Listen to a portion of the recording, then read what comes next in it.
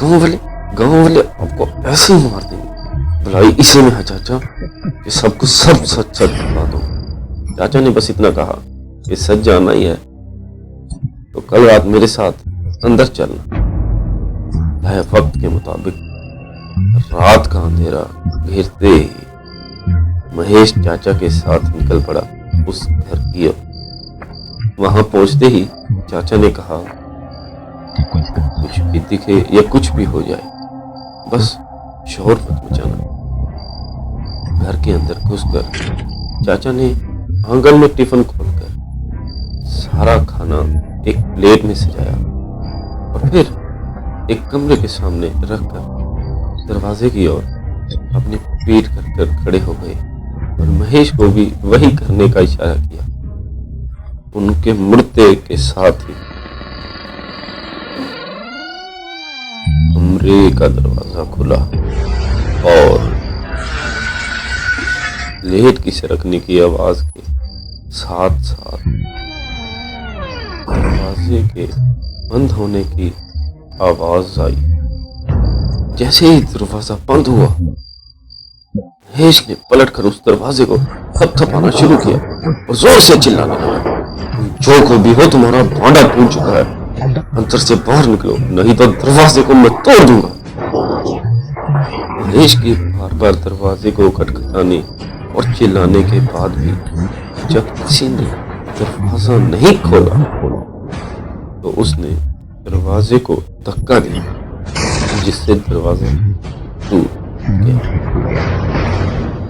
कमरे के अंदर महेश ने देखा तो पूरा का पूरा कमरा खाली पड़ा था। वो प्लेट खाली जमीन पर पड़ी। महेश कमरे को इधर से उधर देख ही रहा था कि उठने में चाचा कमरे के अंदर आए और महेश को जोर का धक्का देकर कमरे के बाहर किया और दरवाजे को बंद कर दिया। कुछ देर तक अंदर से चिल्लाने की आवाजें आती रही और उसके बाद प्लेट सरककर नीचे से बाहर आई और साथ ही था एक कागज का टुकड़ा उसमें जिस पर लिखा था, अब कल से यहाँ खाना तुम लाओगे और जो इसके बारे में किसको बताया तो तुम्हारा भी वही हाल होगा जो चाचा का हुआ। महेश अब समझ चुका था कि कुछ भी टूट या गलत नहीं बताया गया था उसे। उसने समझ लिया कि अब उसे वहां से वापस शहर भागना ही पड़ेगा। उसके पास कोई दूसरा चारा नहीं है। महेश घर जाने की बजाय सीधा गांव के स्टेशन पर भागा और जाकर ट्रेन की जो पहली टिकट मिली वो ले ली। ट्रेन अगली रात की थी।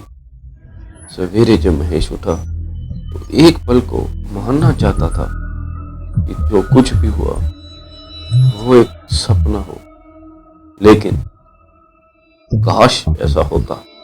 शाम तक का वक्त आराम से रोज की तरह ही बीता। उस दिन में घबराहट और डर बढ़ती जा रही। रात को जब तक खाना खाने का वक्त हुआ तब तक महेश बैग सब पहुंच चुका था। उठकर सोचा खाना खाकर निकल लेगा चुपचाप स्टेशन के लिए। तो रसोईया उसके हाथ में टिफिन देते हुए बोला, लीजिए मालिक, जल्दी जाइए, देर ना हो जाए खाना पहुंचाने में। ट्रेन तो आपकी कैंसिल हो ही गई है।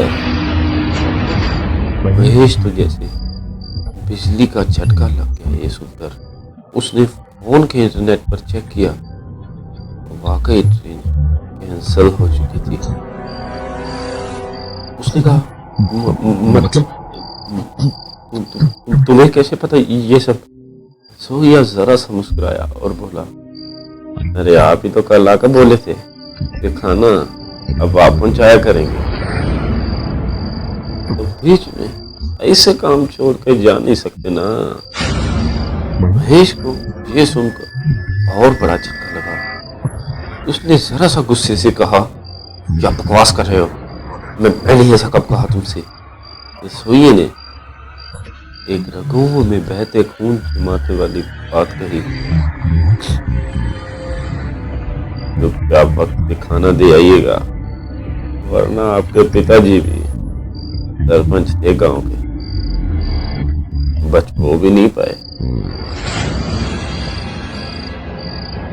रसोइये ने एक इतनी बड़ी बात कह दी थी जो महेश सोच भी नहीं पाया था।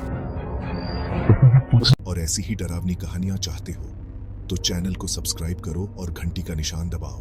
अगली बार फिर मिलते हैं एक नई कहानी लेकर। तब तक अलविदा।